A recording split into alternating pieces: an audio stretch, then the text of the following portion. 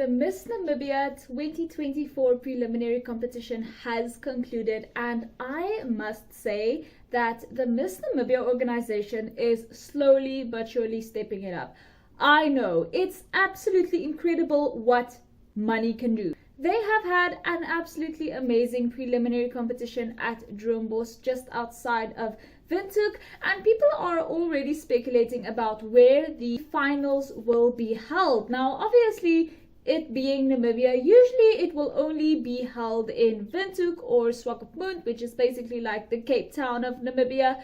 But I've heard plenty of people say that there are rumors that it will be held in Lüderitz of all places. Now, Lüderitz is a relatively small and obscure mining town in Namibia, but with Namdeb being the main sponsor of Miss Namibia, I wouldn't be surprised if it is. And in fact, I would be very happy for the Miss Namibia finals to be held in Lüderitz, because then I wouldn't have to drive all the way to Windhoek or Swakopmund, and instead I would just have to drive about 4 hours north. I wonder, however, how many people from the big Namibian towns and cities will be willing to drive down to Lüderitz in order to support the Miss Namibia pageant this year. That would be interesting to see, but nevertheless, I'm excited to see what's going to happen with that. So anyway, last night, the top 20 of Miss Namibia 2024 was cut down to 10 contestants, and we have to talk about them. First of all, Prisca Anyolo. You guys know that Prisca is pretty much the hill that I am dying on at Miss Namibia this year. I absolutely adore this woman. I think she is the full package. She's really bringing it in terms of engaging the public and in terms of her overall competition. She's a really good competitor. I really love how she keeps updating the public. You know, she has always something fresh and interesting to share, especially on her socials, which I think is very important nowadays. And for that reason, I think that Prisca is one of the ones to beat this year. She's definitely one of the ones who I think is top of the class. And when it comes to representation at Miss Universe, I think that Prisca might be one of the ones who will be able to fill Jamila's shoes nicely and bring back another placement from Miss Universe. Then we have Aurelia Samuyenga. Now, Aurelia, just like Prisca, was also in the top 15 at Miss Namibia back in 2021. But I must say that Aurelia has definitely made a huge improvement in her physical appearance since then. The woman is really bringing it all to the table this year. I have adored Aurelia for her speaking skills since 2021, but this year she has just stepped everything up majorly, and for that reason there was never any question for me whether or not she would deserve to get to the finals. Then we have Jodie-Lee Barnard. Now, I've said from the start, Jodie-Lee sort of reminds me a bit of Jana Heinisch. If you don't know who Jana Heinisch is, she actually competed at Miss Namibia back in 2019, where she got into the top 5. She then went on to be selected by the Miss Supranational Namibia organization to represent Namibia at Miss Supranational, where she placed as the first runner-up. Now, I do think that Jodie-Lee has potential to reach such heights, but she definitely needs to step up her stage performances. Her stage performances at prelims were not engaging enough for me, and as well as that, her gown was very bland compared to all of the other contestants. So definitely stepping those types of things up will definitely help Jodie-Lee in the future. Then we have Lenna. Now, Lenna sort of surprised me at prelims. I mean, she did look very pretty and she gave great performances. In my mind, I don't think there's any question that Lenna deserves this top 10 placement, and I definitely think that in future Lenna should definitely stick to full glam. I mean, some women, they just have the face for it, you know. Lenna just has the face for full glam, and she's not really like meant to be a natural girly. So I think in future she should definitely stick to that, show up everywhere in full glam. That suits her so very well. I was very pleased with Lenna's performance and her overall appearance last night at the Miss Namibia preliminary competition.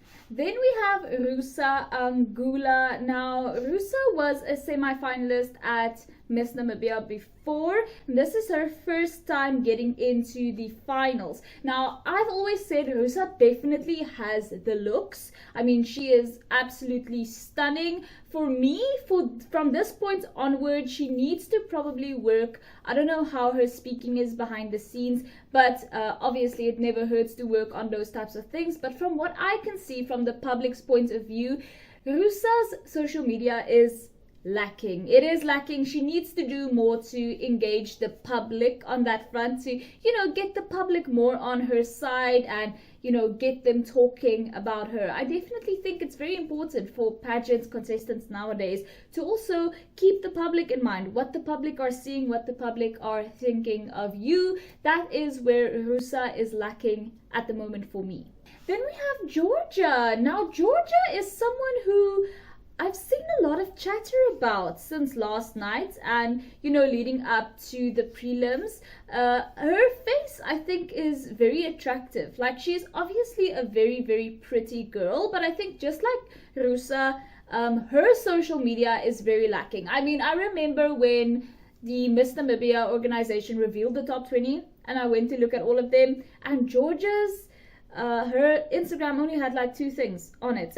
So now she has more, obviously, but I definitely think that she needs to keep going, keep engaging, put on fresh new things, basically just like Prisca is doing. I don't mean to compare, but I do feel like Prisca is sort of the pinnacle of what I want to see from Miss Namibia contestants this year. So I think that all Miss Namibia contestants, not only Georgia, should be striving to engage the public more, bring fresh new things to look at, to talk about, so that they don't fade into obscurity, especially before finals.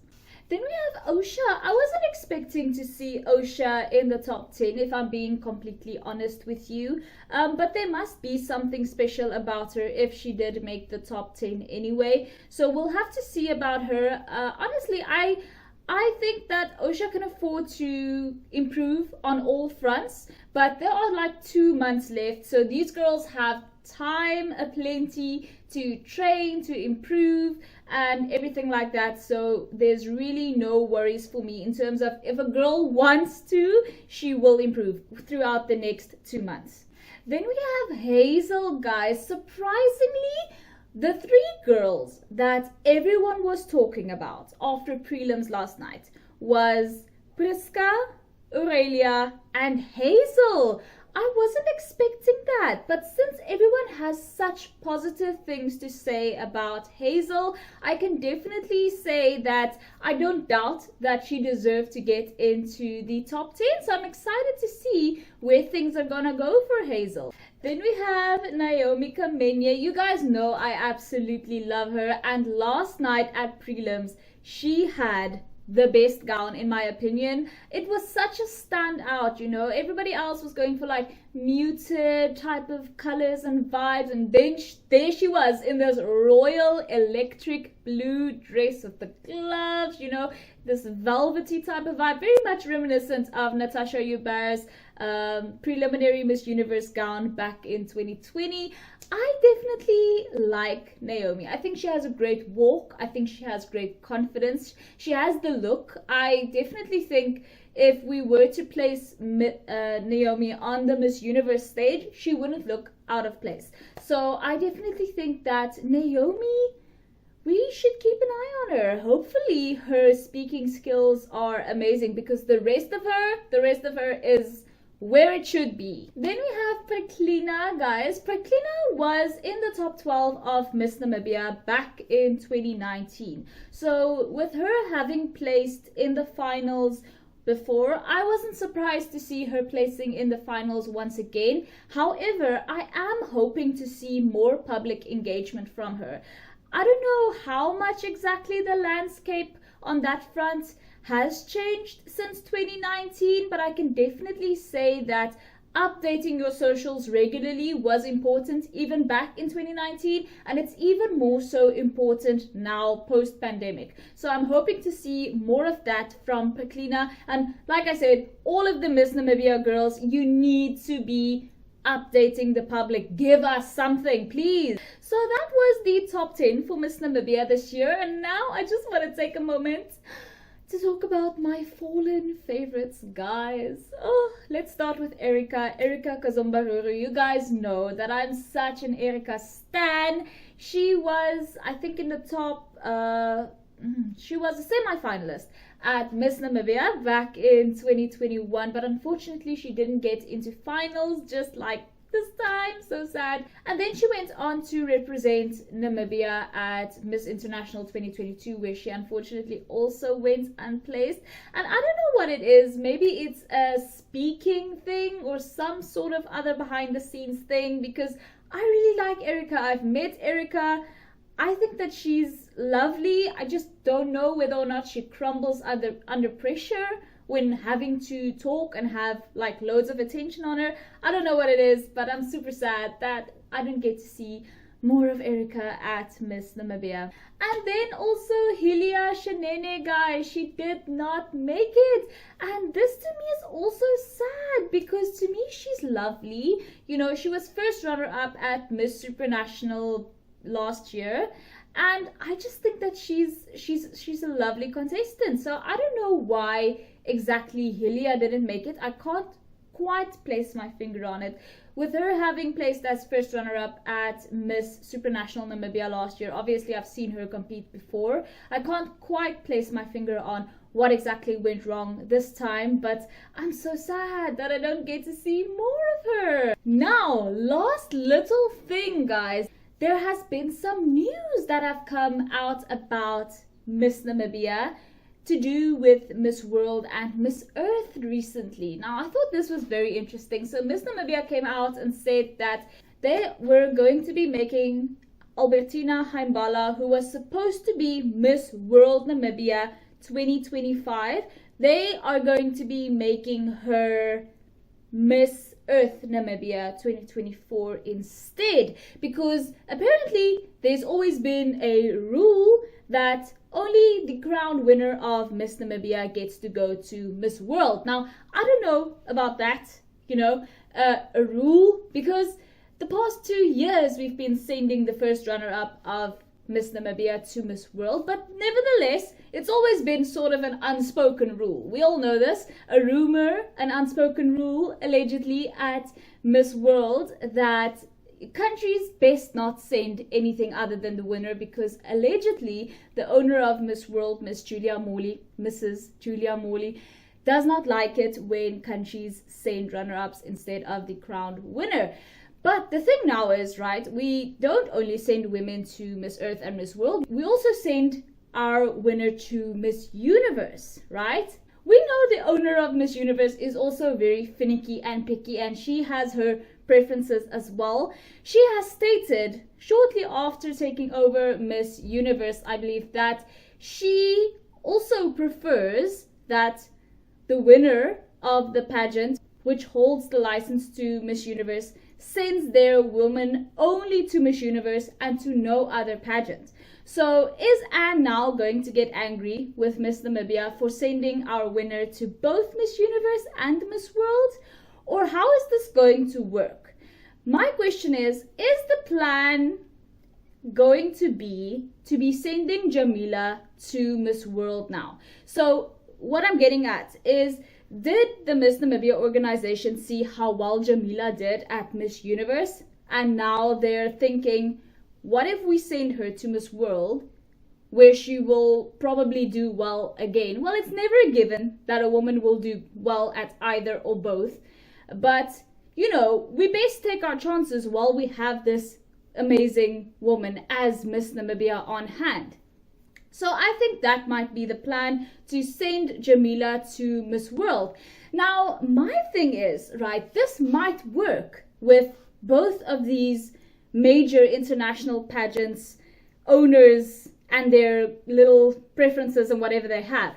This might work because by the time Jamila goes and represents Namibia at Miss World, if indeed this is the plan, by the time she goes there will already be a new Miss Universe Namibia lined up, a new Miss Namibia crowned, because the next Miss Namibia finals will be happening in July. The next Miss World, who knows, but supposedly, hopefully it will happen perhaps in December or January. So there will already be a new Miss Namibia crowned. And I think that this arrangement would make everybody happy. So for example, the woman who wins Miss Namibia this year could go to Miss Universe while she's reigning, and then after she gives up the title of Miss Namibia next year, then she could compete at Miss World 2026. I hope this makes sense. Maybe I'll have to draw pictures. This is super interesting to me, the fact that the Miss Namibia organization is doing this, sending our winner to both major international pageants, and in this way that if they're sending Jamila, which I think makes perfect sense, which I think is actually a brilliant idea, after she gives up her title, she was still the winner of Miss Namibia. So the owner of Miss World can't really have a problem with that. The owner of Miss Universe can't really have a problem with that either, because by that time she's already given up the title. You know, there's already a new Miss Universe Namibia lined up. I think it's kind of genius, to be honest with you. And while we're on this topic, you know, Tina is now going to Miss Earth. Honestly, I don't know if the Miss Namibia organization should keep Miss Earth, to be honest with you, because I think that Miss Universe and Miss World already have the pulling power and the prestige. I just don't know if another international license is necessary or even worth it. I mean, Miss Namibia has been stepping it up so much. I think that the resources going into Miss Earth honestly would be better allocated to Miss Universe and Miss World. So let me know what you guys think. Let me know what you think of the top 10. I would love to know, guys. I'm so excited for Miss Namibia this year. It's just the excitements are up here. I'm so excited. So let me know what you guys think. Thank you so much for watching. If you haven't already, please subscribe, and I will see you in the next one. Bye.